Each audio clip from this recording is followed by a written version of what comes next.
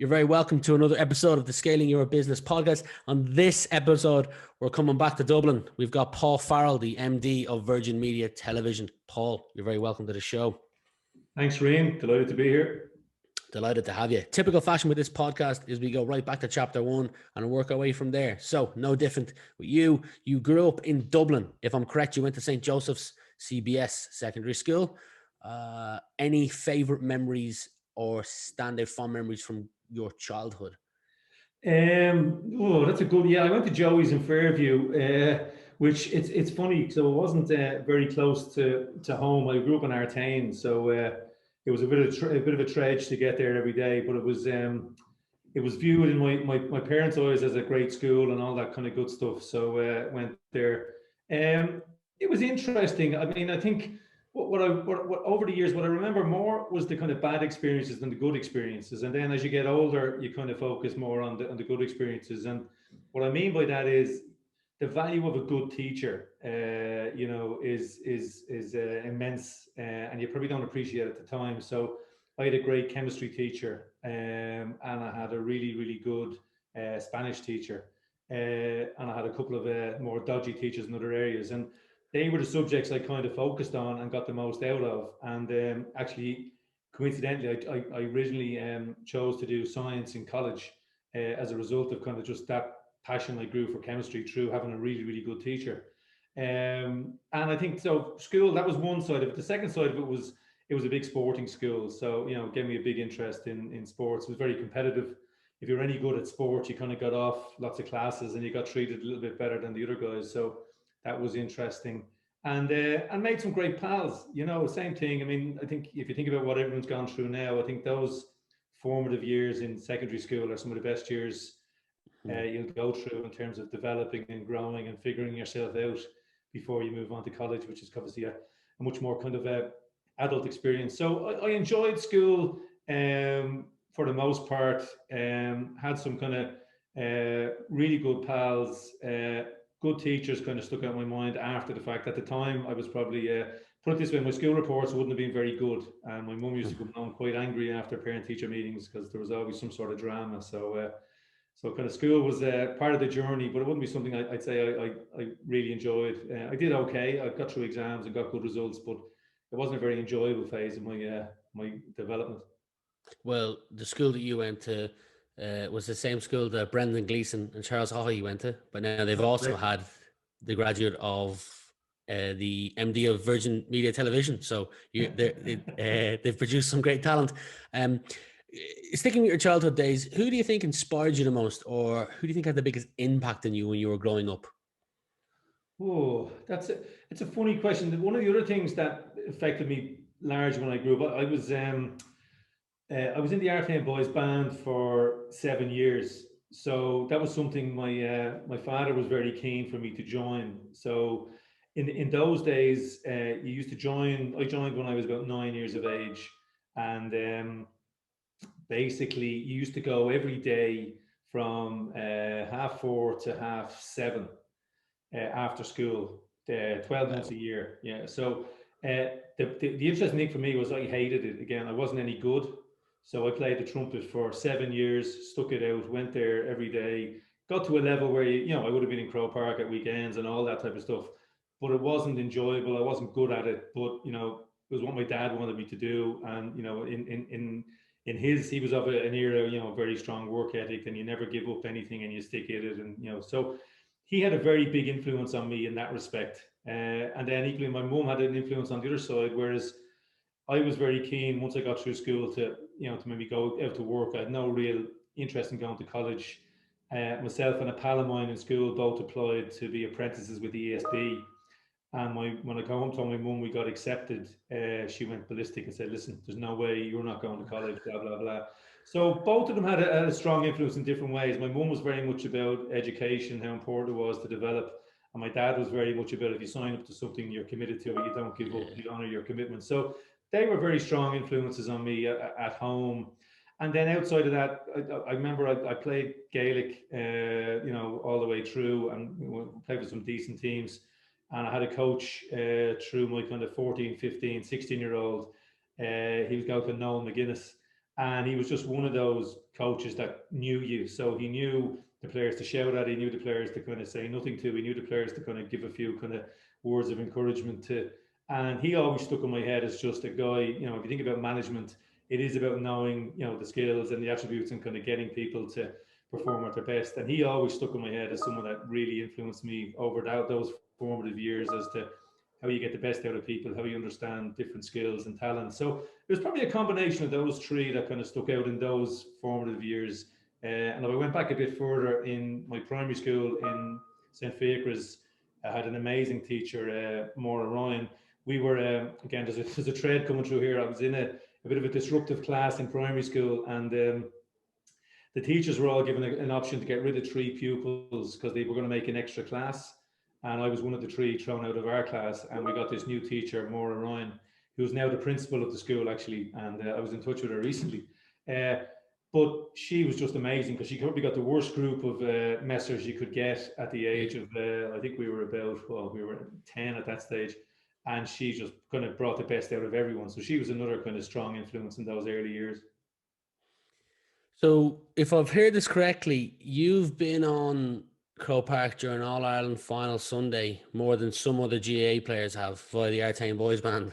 Well, that was my claim to fame for years when you commentating in Dublin, but now I don't think you can say that because they're winning every year. But yeah, I would have been Croke Park every Sunday, even through the league matches, even back then, the camogie matches, league matches, every Sunday we would be there from about 12 o'clock in the morning. You'd meet, you'd get the bus down to Croker, you'd hang around, go out at half-time, parade the senior match, half-time the senior match, and then you jump on the bus and go home. Do you think they'll do it again this year? Well, I think it's going to be much tighter. I mean, I think Kerry looked very, very good. I mean, the Kerry forward line is phenomenal, you know, and I was surprised. I mean, Galway kind of seemed to put it to them, but I think the Dubs always have a little bit in reserve before they get to the championship. But I think Kerry looked decent, and the Ulster matches look very good. I mean, there's a couple of strong candidates in Ulster when you look at some of the contests there over the last couple of weeks. So hopefully it'll be a tighter championship. I think we're all crying out for that, and even the chance of getting a few crowds in will be good. It certainly makes for a better experience for all. A couple of other things I know about you through research: GA coach, Arsenal fan, cyclist, dog owner.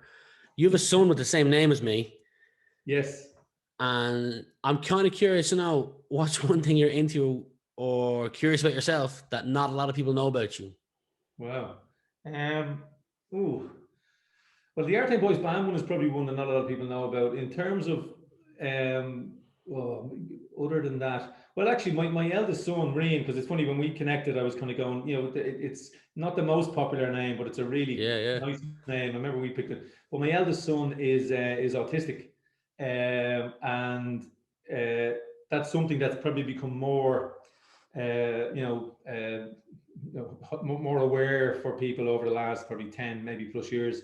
But he's 19 now, and you know, we were in one of those groups where, you know, there was a lot more. Well, there still is actually a lot of battles with Department of Health, Department of Education to get support. I think it's got a bit better for some people, but I think it is still a challenge.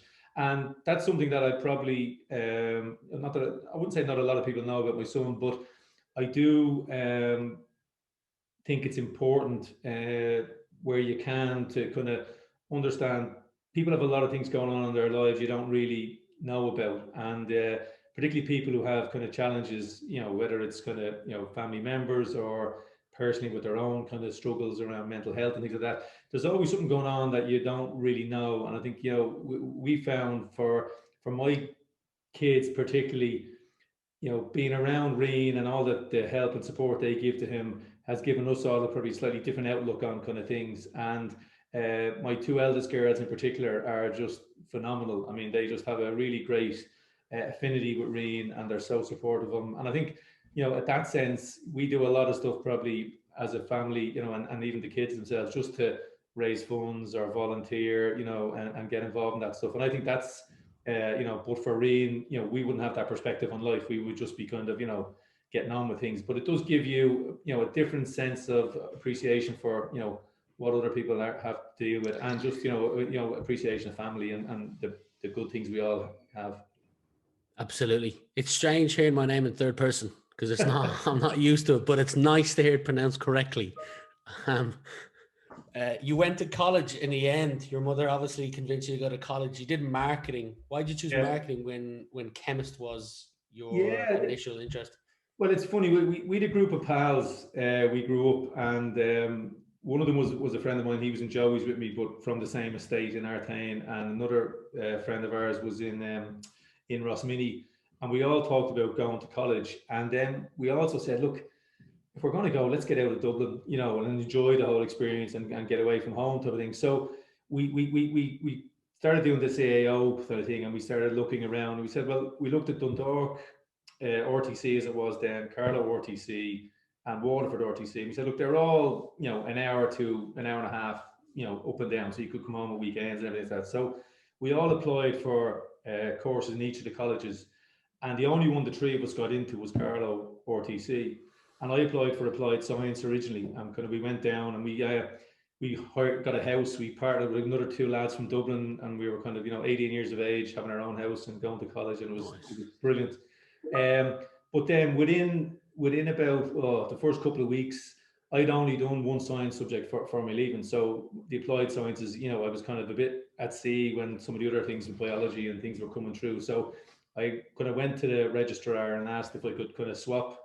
And I swapped the business and did kind of a diploma in marketing there, and loved it, and ended up staying there for another 6 years. I worked in the college. I got a kind of a work experience gig in the college, finished my degree in Portobello College while I was there, and worked there for six odd years, and then went to the States to do an MBA. Wow, that's impressive. After college, you went into some marketing roles. Marketing manager Europe at Verizon. I don't know if it was called that at the time. Yeah. I don't know if you were based in London or Dublin then, and then marketing manager for O2 Ireland. Any lessons learned or key takeaways from those roles, focusing on the marketing title? Yeah, but there's a funny thing before that, because I had done my degree in marketing, my diploma, then did my work experience in the college, kind of looking at a lot of different kind of projects, really commercial marketing type of things. And when I finished my degree, I said, look, I'm going to look for another role. And I started applying for roles in Dublin and things like that. And generally the feedback was, well, you haven't got specific brand experience or marketing experience. And I was kind of going, So the chance to apply for the scholarship in the States came up, and I said, look, I'm going to try this. And I got it and went and did it. And while I was there, I worked in a media company as part of an internship through the course. And that was great. Gave me kind of a lot more breadth of understanding in terms of broader marketing. Came back to Ireland, I was on a graduate visa, came back looking for work. And a lot of the roles I applied to all the media companies in Ireland and didn't even get a response. So I was kind of going, geez, this is going to be tricky. And I applied for WorldCom, which is kind of now being acquired by Verizon, and went in as, I think the role then was kind of a commercial analyst, but basically the job was WorldCom was basically focused on targeting B2B companies and selling them telecom services, so broadband, phone, all that type of stuff. And I went in and kind of, it was very much hands-on. Go and find all the companies around Dublin where the network goes past, go and put a database together, do kind of direct mail letters or telephone campaigns. So it was really hands-on, and you were learning kind of by the seats of your pants. And one of the things I learned in that job, and when I went from there into O2, at that stage in my career, I was very, very focused on feeling you kind of needed to know everything. So if I was sitting at a meeting where some of the network guys were there and they were using all the jargon, like VDSOL and all this type of, you go, geez, I need to know that. And you go home and kind of get a book, or you kind of go, and you'd spend a lot of time feeling, geez, I need to know what everyone's talking about. And I think that's normal at that stage in your career. But then when you look back on it, you kind of go, well, that's not that important. You really need to understand what your role is and how you're adding value, rather than kind of feeling you need to know every piece of the puzzle. And that was something, particularly those first two jobs, I probably kind of,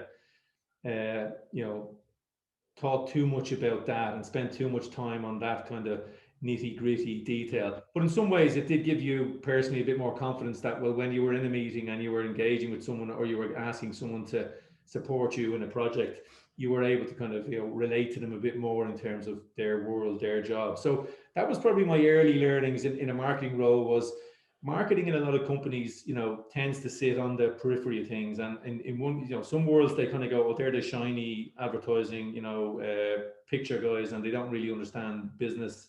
And the technology guys kind of, don't think they're that kind of connected to the world. The sales guys, they've got all the hard work to do selling it, and they think the marketing guys sit behind the scenes. So there was a bit of kind of, through those two jobs, by feeling so focused or kind of obsessed with kind of understanding how the business worked and being able to relate to the stakeholders that you were, I suppose, dependent on to deliver a campaign or to promote and launch a product and all those type of things that go with that, or put pricing models together. That was kind of probably for me the biggest formative thing in that sense. Whereas marketing, in a lot of companies, marketing is seen as an output. You do an ad, or you do a direct marketing campaign, or you get a website up and running and sort of, and then you kind of don't link that back. When in reality, you should be kind of, going from the start of the process to the end of the process and closing that loop and constantly supporting the business. So it's like, you launch the campaign and the phones start ringing, but the guys in customer care don't know, what they're supposed to be saying. They haven't been briefed. No, I think companies have gotten much, much better at this. But I remember when we were in O2, all of the marketing team, we all used to spend a day a month down in Limerick in the call center, and you had to sit on the phone beside the guys that were taking the calls.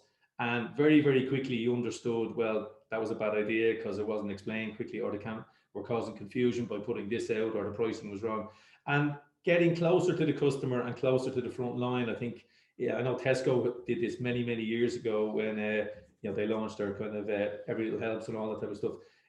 Understanding that, and marketing people not being afraid to go out in the van and see how a service is installed, or how products are delivered, or how retailers are reacting, or how customers are engaging. I don't think there's any gap or any kind of substitute for kind of that understanding of the whole business and where the customer interacts with the business and what role you're playing in improving that or growing that. That's an amazing story about O2 going down to Munster to listen to them on the phone. I wish more organizations did that. If you had the choice to add one subject to the leaving certificate that was mandatory, that's not currently on the curriculum, what would you add? It's funny. I would think, coding, some form of kind of coding, and having a confidence around, some of that more technical capability. Now, I think a lot of kids are brilliant at it now, but I think formalizing it, whether it's coding or the creative side of technology, again, I think that's where there's so much opportunity, I think, into the future. So, how people like yourself are able to create audio content, how you can create video content, animation, coding, computer programming. I think whatever way you look at it, I know people kind of, the purists will kind of go, well, you need to be doing more arts, or maybe go back to languages or whatever that. But I think in the world we're in, having a confidence and capability around technology and the creative aspects of technology, not, when I say coding, it's what coding can enable. So there's some people that will always be brilliant at kind of analytics and databases and programming and input, but there's so much potential now from what technology can do, enlightening people to that. And then, because I think, Coder Dojo was a brilliant example. We work with Coder Dojo. I've seen, 7, 8, 9-year-old kids being able to create mini robots or mini kind of demonstrations or cars and things like that, just by doing a little bit of coding 1 hour a week over kind of a Saturday morning. And that kind of brings a whole new dimension to, where they might go in their careers, as opposed to, because I think this obsession with, leaving cert, degree, you've almost got the postgrad is almost a staging point now before you can go and look for a job. I think those days need to move on. I think more practical demonstrations of people's abilities post school into apprenticeships. I know they're talking a lot about apprenticeships now. I think it's going to a bit too late, but a more practical approach to education. Not everybody is going to be, enlightened or kind of engaged or excited by that full kind of academic program. Lots of people will be, and that's fine for them. But for a lot of people who kind of are more kind of engaged or passionate about kind of doing things and creating things and being hands-on and kind of learning as they're doing, I think in a practical sense, I don't think we provide enough for that through kind of the second level and into the third level side of the education system. Maybe our parent-teacher meetings would have went better if we had subjects like that. You're just on that. And I think the interesting thing is, through COVID, you know, I know it's been very kind of tricky in terms of the whole junior cert, leaving cert thing, but, you know, it'll be interesting to see in the next few years, does anybody do better or worse by the fact that they didn't have to sweat and stress over doing a leaving cert for, you know, 2 years? Because, you know, it's interesting to see, you know, the amount of people that are opting for the dual model, and maybe that's the way forward. Let the students decide and hedge their bets. I want to go for grades in this model or in these subjects, and I want to go and do an exam in these subjects. But, you know, maybe let the kids decide, rather than, I think, the torture of the leaving cert and that kind of almost regurgitating kind of what you've learned is not a way to learn. I think that the Scandinavian system is much, much better at teaching people creative ways of thinking, problem solving, even communication. Now, I'd see it with my kids and the girls, you know, we coach on the Gaelic teams. A lot of kids now struggle with proper communication, you know, and it's not their fault, but it's just, you know, they're in school, they're being told what to do, they're sitting on a social media app or a game, or, you know, watching YouTube, whatever that, and those social skills, you know, are not being developed the same way they used to be. So that kind of creative thinking, social skills, you know, things like that probably are in need of kind of greater nurture or greater development. Probably important that they have extracurricular activities outside of school as well, so they're forced to mingle and get on with other kids as well. You're just off the back of your best quarter ever. If you see my eyes thing, it's because I'm reading. You know, one of the things was best ever performing news bulletin with 359,000 average viewers, 2.7 million individuals reached weekly. One challenge you spoke about looking to address is trust. You said there was an 11-point drop in trust in traditional media compared to the previous 12 months. I'm curious, from my perspective, how do you plan to address this? Yeah, it's a great question. I think it's a funny one. Edelman produced this trust barometer every year, and that's where I kind of took those stats from. And it's a global tracker, and it kind of it tracks trust in business, politics, education, and media. And actually, sorry, and I think in charities, NGOs as well. And media has kind of, you know, held its own for a number of years, but has started to decline.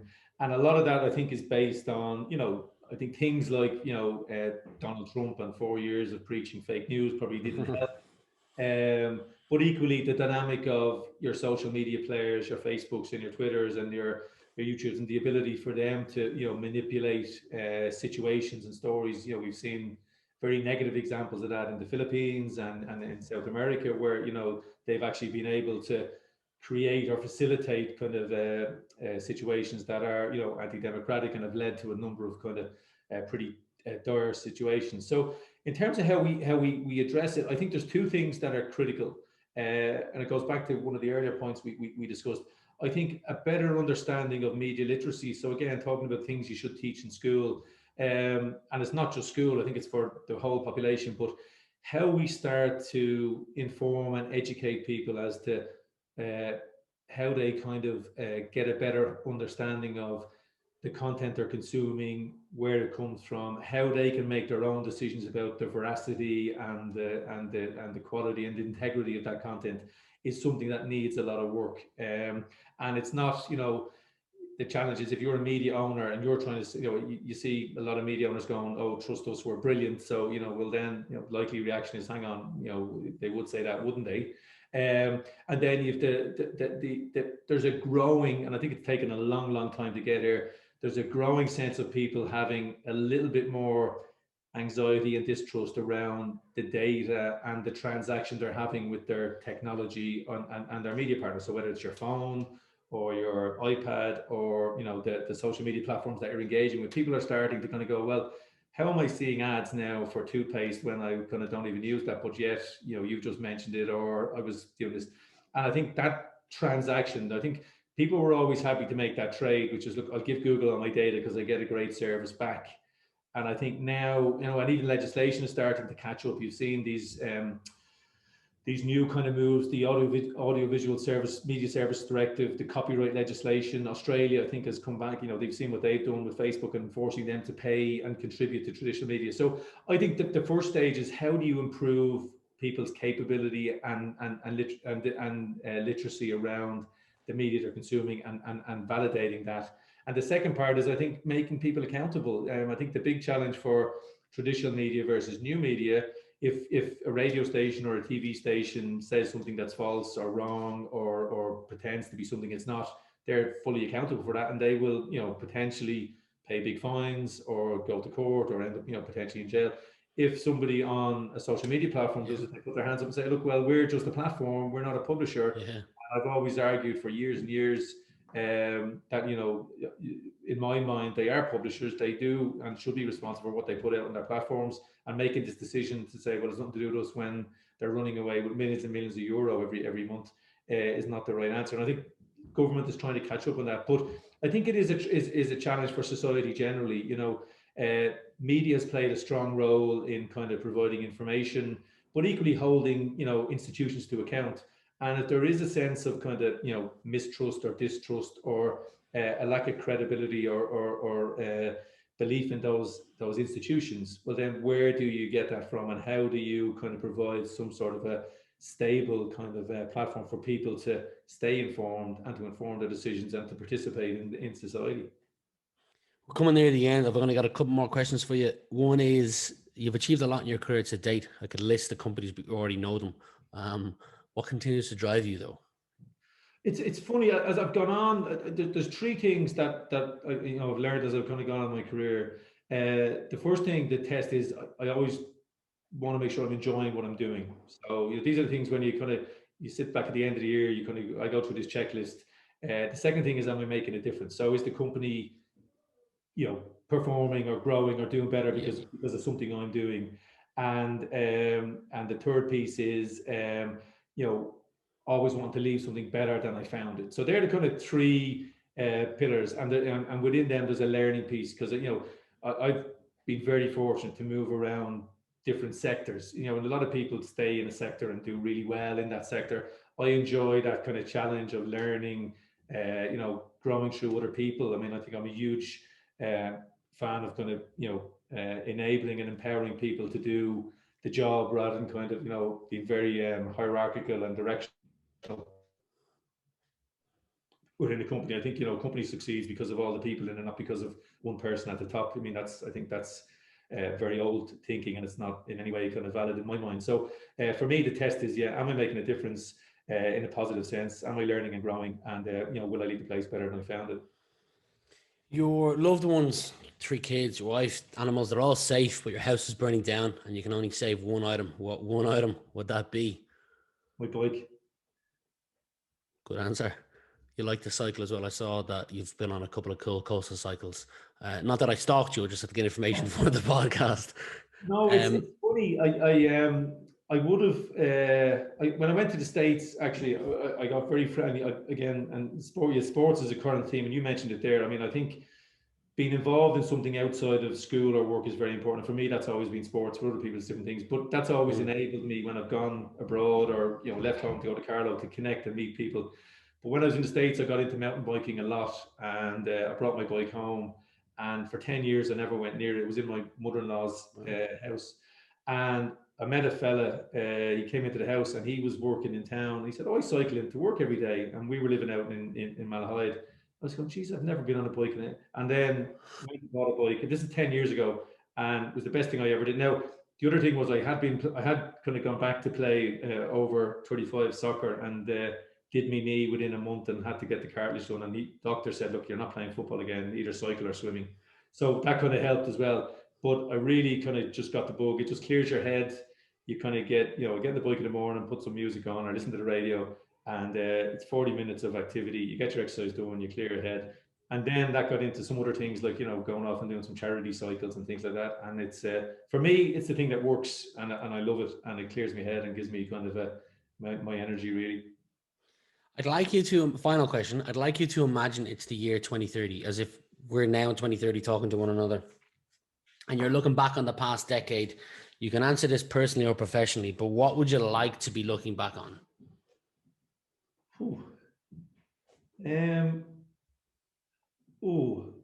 Probably two answers to that. At a personal level, I'd like all my kids to be happy, and that's for them to decide, not for me. Because I mean, but for me, it won't be defined by career. They may decide that, but for me, it would be more, what's their passion, and are they kind of happy in whatever that is. And then on a professional kind of sense, I think it would be nice to look back and kind of see people that I've worked with do really well. I think I get an awful lot of energy from kind of seeing people grow and do well and progress. So probably both of those things would be the things I'd look back on. Paul Farrell, I've enjoyed spending the last 35 minutes getting to know you a little more, and I hope both of them do come true, and wish you nothing but the best going forward. Brilliant, Rian. Thank you so much.